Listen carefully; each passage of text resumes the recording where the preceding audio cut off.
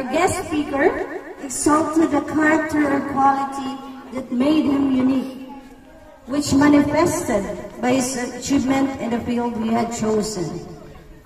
He finished his elementary education at Latusan Elementary School by the year 2001, his secondary education at Taberna National High School by the year 2005. As young ones, he has full of dreams and continue pursuing high school and tertiary education at Palomban Institute of Technology with a degree of Bachelor of Science in Industrial Education, major in electronics in the year 2009. He is currently residing at Sitio Calagitan, Barangay Latusan, Palomban, Leyte.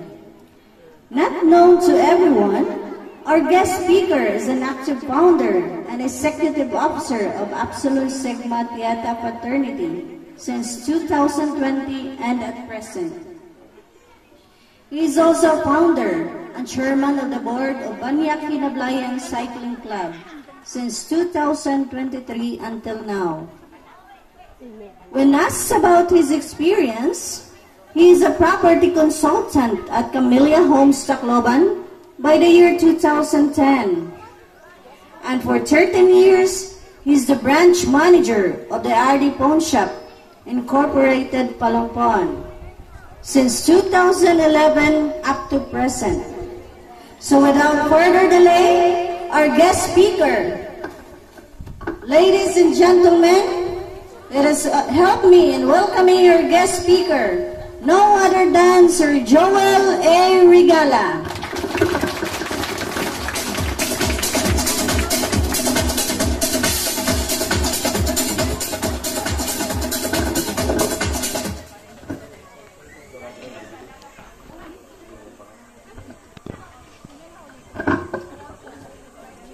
Thank you, Ma'am Jubilin, for your introduction. I am tremendously honored and overwhelmed to be your guest speaker today. Please allow me to lend your ears for 15 minutes. To our barangay officials, headed by Honorable Alan Pacaldo, Palumpon Municipal Councilor, Honorable Edgar Pacaldo, pero wa siya diri, no? GPT President / Barangay Councilor, Honorable Jubilin Quinte. To our energetic school head, my former grade 3 teacher, Mr. Remigio Andolugro. Head teacher from Dulhogan Elementary School, Maria Tilma Bicoy. School District Head, Ma'am Iba Albanio. School Division Superintendent, Dr. Marisa Magan, pero wa sila dili, no? Teachers, parents, pupils, visitors, and graduates. Good morning, kanatong tanan. Way back 2001, 23 years ago, parehas sa guro ninyo naglingkod diha na naghuwat nga tawagon ng pangan, dayon mo sa kadiri sa seats para kuhaon ng diploma. Nga nindot kayo sa piling nga sa wakas nakahuman na jud kog elementary. O excited na sad mo no mo tong high school. Na in high school ninyo magsugod na mo crush. Usay maka-inspired ba yan ang mga eskwela nga na-i-crush kaya dili kung dito ang adlaw. Kung di makakita ang crush. Muna mga eskwela jud pero okay na kay normal ang mga tao maka-crush ang dito. Pero kontrolon lang dyan nato no kay tingali o wala na ka concentrate sa eskwela nara atong nahuna sa crush which is not good.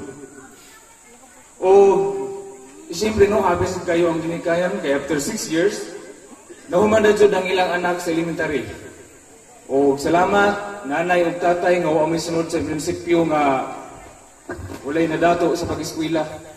O hinambog lang ang pag-eskwela. Nga mas maayo pa ang manarbaho, mananong mga lagot mo sa baol, aron na i-harvest. Kayo mag-eskwela nga nagusig-usig lang sa kwarta kada adlaw. Naganay uban nga ang ilang anak, ilan ang patrabahoon, kay mga lang gyapon, ini-graduate, manarbaho, manang una na lang nila. So salamat kayo mga nanay o tatay. I hope nga ipadayon ninyo iyong suporta sa mga anak sa pag-eskwela hangtod makahuman sila. O congratulations sa ninyo. Siyempre, ang mga teacher, sabi sila kaya salamat mag-graduate na dyan, mga batang buutan. I was studied here in Latusan Elementary School from 1995 up to 2001. Murag sa lugro naman siguro ang nabilin diri, while nag-eskwela ko diri. Nga, ang uban ni transfer na, nga nag-retire na. Ang among teacher sa unang nga time, Sir Noli Canson, nga ang akong advisor si late Ma'am Fee Ilanan. To recall my memories in elementary, di na ko malimtan nga ibuwad sa init. Inig sunod sa room, lumito ng dunggan, dili pag kita. Kung hugaw ang kuko, lagapag ang kamot sa stick. Nato ko sa when I was in grade 4, paghapak ni Ma'am Hisil sa akong kamot niya, akong gilikay niya, usa ka igo. So, mao to, ari sa akong uka, tugpa ang stick. So, ina na magdisipina ang mga teacher sa una, no? Pero karon murag lisod na, kay basig mapatulpos, ma'am. Viral niya sa Facebook. During my elementary days, hindi sa ko kalimot grade 5 nga ini ka Bernes, kusog kayo sa mamuhatag o assignment. Complete from A to Z, alphabetical. Unya, gituyo to ni ma'am aron nga magtuon during weekend. Duwa ini weekend. Ambot asa na sa Virginia. Sad ko nga mo eskwela nga asenra na ginamos sa sadang sudan. Naay usahay nga wala. Pero nung sad nako nga ini ko mag-eskwela o makatrabaho na, awa punda na kas pagkaon. Kung sa una magproblema ka nga way sudan, karon problema na magad kung sa imong sudanon. Kay na naman kay ikapalit.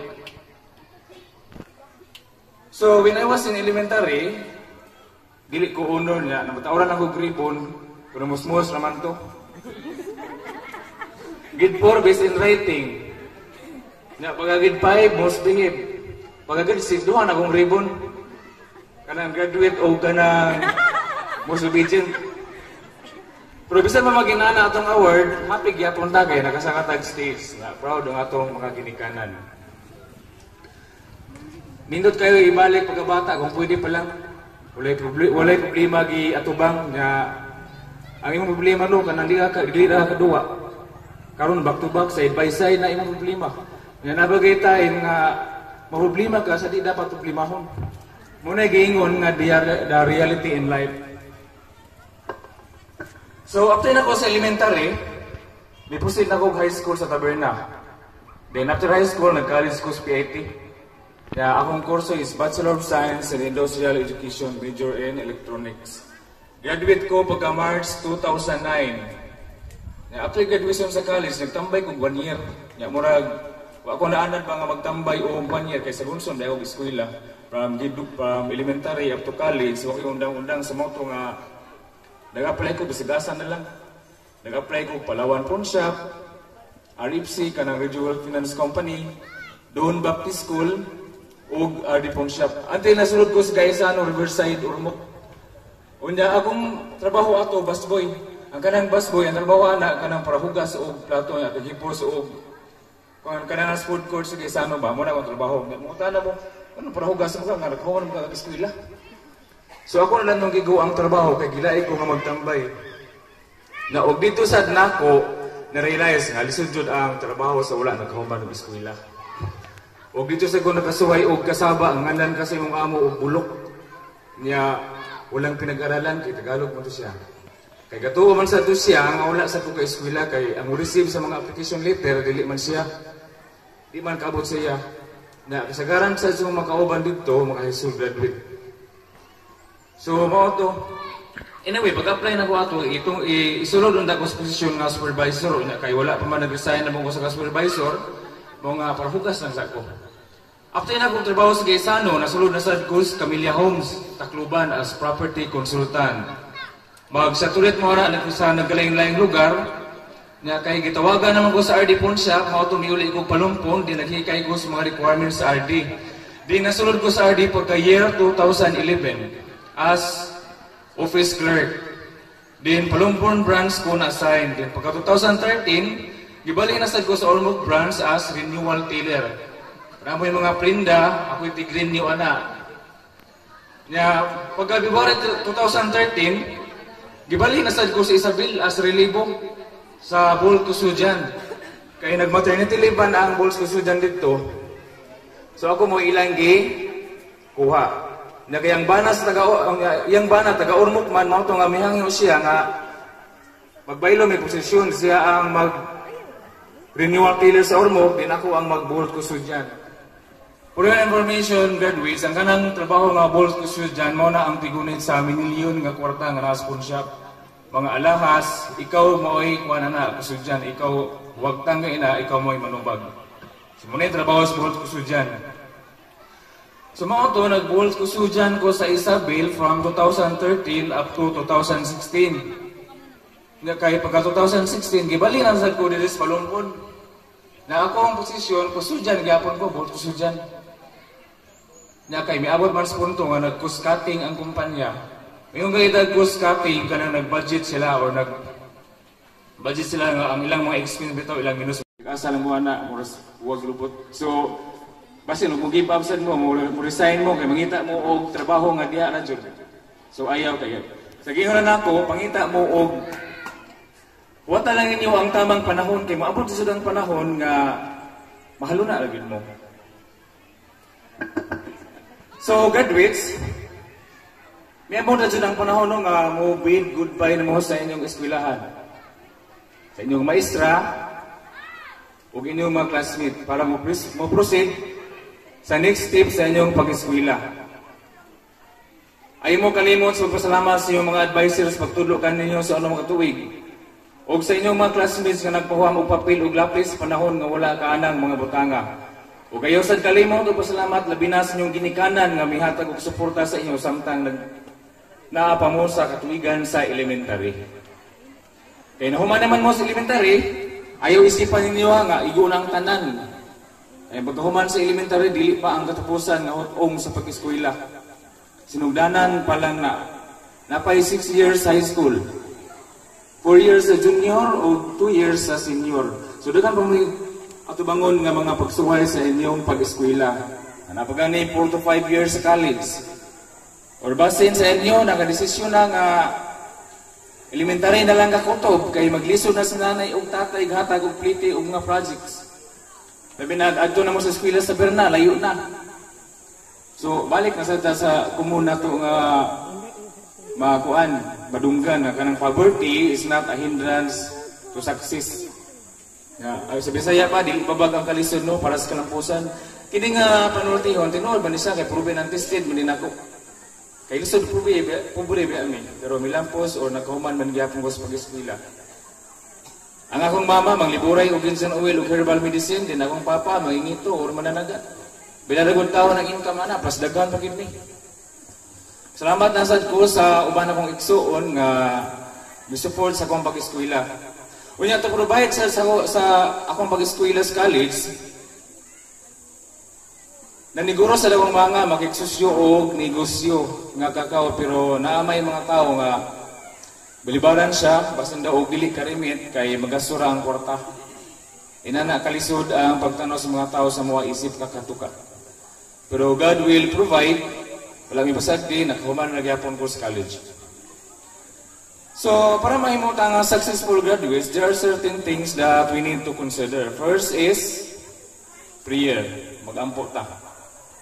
Mga tagiya o tabang sa Ginoo nga magmalampuson na kung unsa man atong mayong pangandoy sa kinabuhi. So, digin na nato kalimtan ng Ginoo. Kay basig usaran mo na kuno na sa Ginoo nga wa na. Nya another no is eskwela lang jud ta. Kay bisan maabot sa punto nga wala tay bawon nga kwarta kay basin sa inyo dili mo eskwela kay wala gihatag si nanay ug tatay nga pang-resist. Sa nag-eskwela pa og high school graduates, di gid dinon mo gastador. Nga akong bawon nato 17 pesos ra. Then aron makatipid, magbaktas ko na from Kalagitan going to Taberna. Ini kahapon magbaktas sad ko.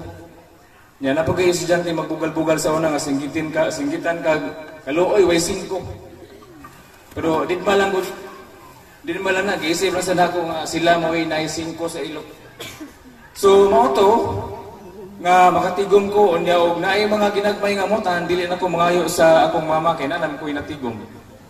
So ayaw mo no bisag walay amutan inyong dayon ang mama nga man may amutan dag 50. Pero wa dito nya inyong gibuhat nang laag ra mo dito sa San Joaquin namutong kauban ng classmate o misulod. So ayaw mo paginana kay luoy kayo sa nanay ug tatay kayod kay sa inyo nga kamo kung nagtarong. Nagdi sa mga magtarong bisan mo graduate na inyong plano mga pangandoy, dili madayon.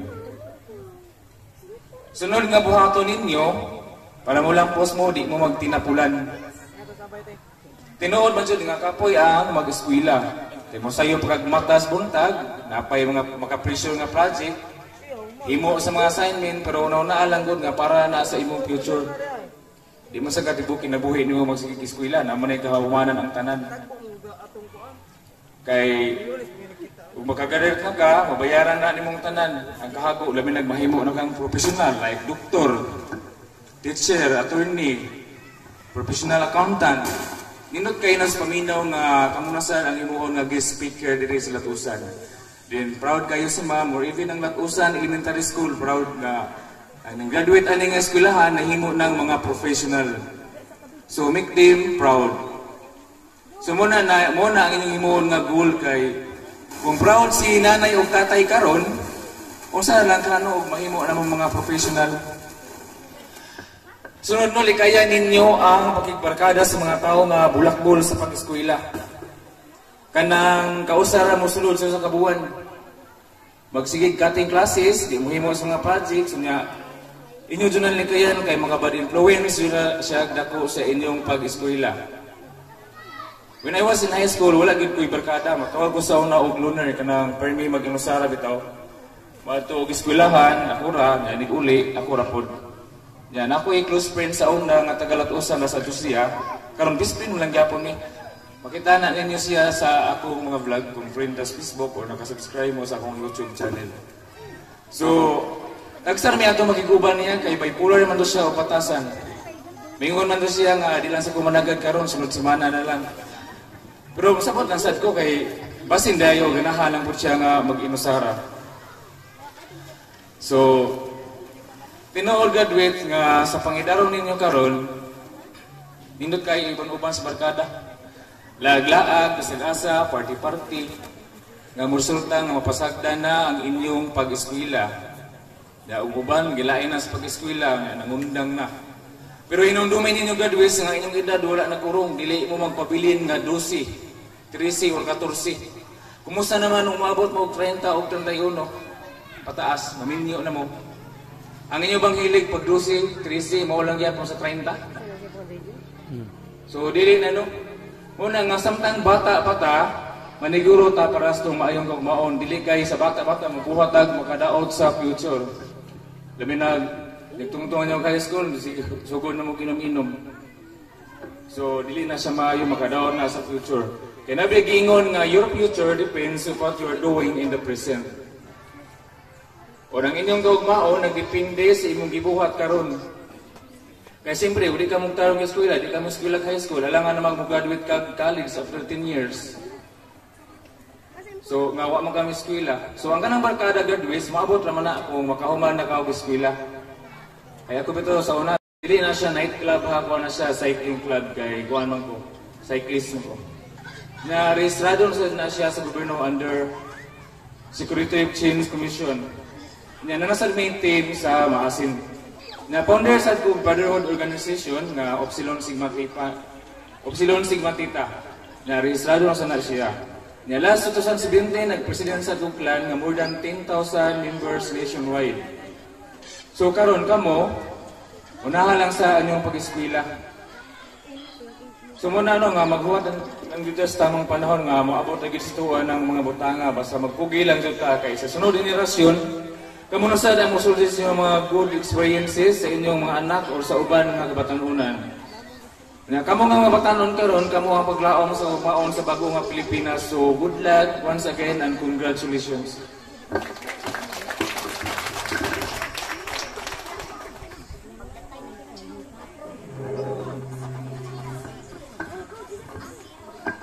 Thank you so much. Sir Joel Regala, for those inspiring words and stories. We're very delighted by your presence today.